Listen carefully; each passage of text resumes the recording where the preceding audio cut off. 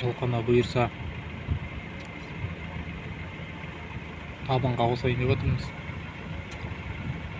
Мына әкеле жатқан кезде мына айтайын дегенім, мына жолда мынандай кішкене су жиналып кетіп қалса, мына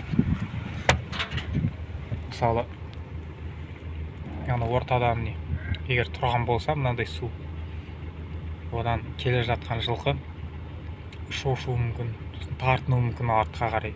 Сондықтан да ол енді барынша мынандай құрғақтау жолмен кішкене жүрген дұрыс деп есептеймін.